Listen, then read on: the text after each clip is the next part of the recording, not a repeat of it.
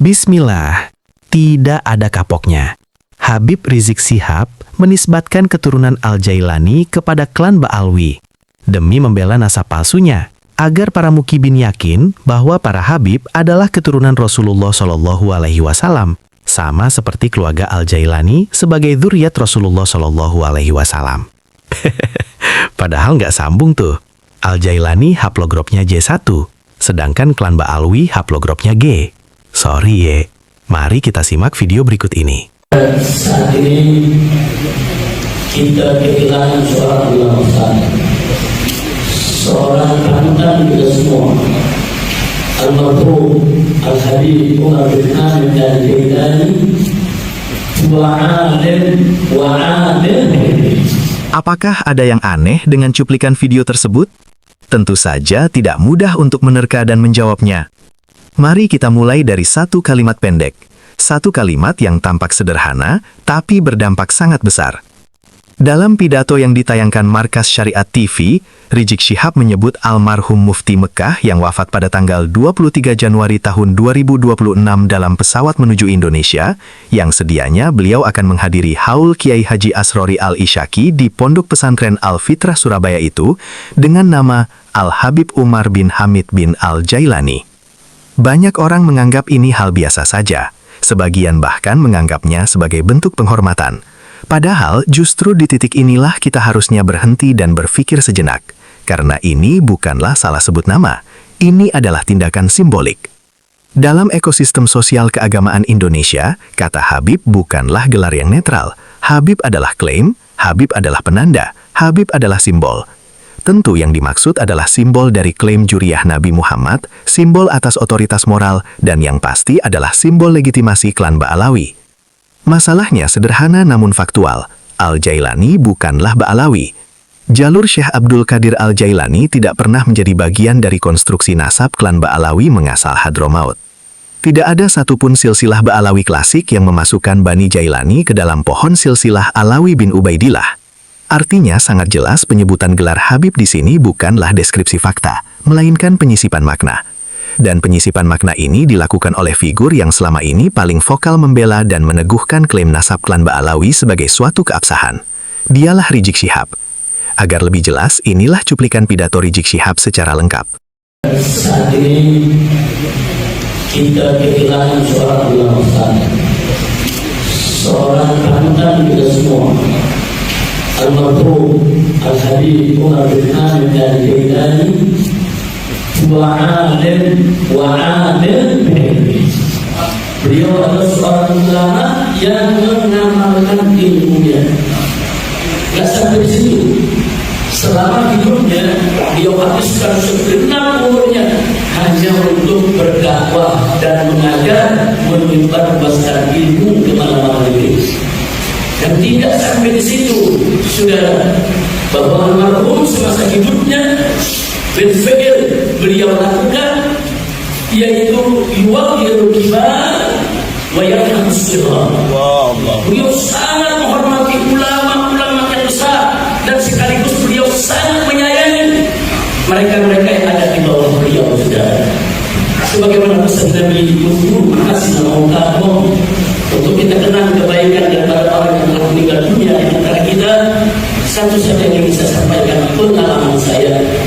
Waktu saya berada di Mekah, hijrah dari Indonesia, 3 tahun setengah saya tinggal di sana, saudara.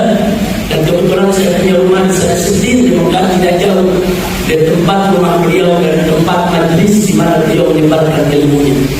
Beberapa kali kami berjumpa, dan saya juga datang ke beliau, saudara, luar biasa. Bagaimana beliau menyambut kita, mengayomi kita, menasehati kita. Enggak sampai di situ, saudara. Enggak hanya sekedar doa atau memberikan support kepada saya, nasihat dan lain sebagainya. Di saat-saat yang kita sedang dalam keadaan hijrah, di saat-saat yang kita sedang sempit, saudara, yang sedang banyak tekanan kanan dan kiri, tapi beliau memberikan motivasi yang luar biasa. Dan setelah kita menyimak video tersebut secara lengkap, sekarang kita masuk ke konteks yang lebih besar. Dalam sejarah, kematian tokoh suci seringkali digunakan sebagai momentum politik simbolik, bukan politik kekuasaan negara, melainkan politik makna. Kematian digunakan untuk merekonstruksi ingatan kolektif, meneguhkan otoritas, dan menormalisasi klaim yang sedang dipersoalkan. Dan peristiwa ini terjadi di tengah krisis besar nasab klan Ba'alawi. Saat penelitian sejarah modern mempertanyakan validitas jalur silsilahnya, kajian filologi lewat manuskrip jelas menunjukkan diskontinuitas. Data genetika sama sekali tidak mendukung klaim sebagai bangsa Arab, apalagi sebagai berasal dari suku Quraisy. Dan gelar Habib pun jelas mulai ditantang secara terbuka. Di situasi seperti inilah, wafatnya seorang mufti Mekah menjadi aset simbolik yang luar biasa besar. Mufti Mekah adalah puncak otoritas, bukan tokoh sembarangan. Maka narasi yang dibangun menjadi sangat sederhana, namun sangat kuat secara psikologis.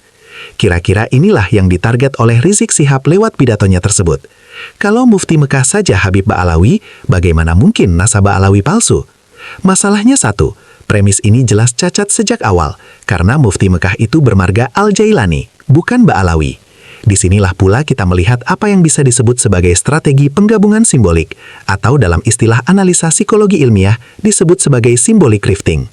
Caranya sederhana, ambil tokoh besar non-Ba'alawi, tempelkan label Ba'alawi, biarkan publik menyimpulkan sendiri bahwa semua tokoh besar Islam pada akhirnya adalah Ba'alawi.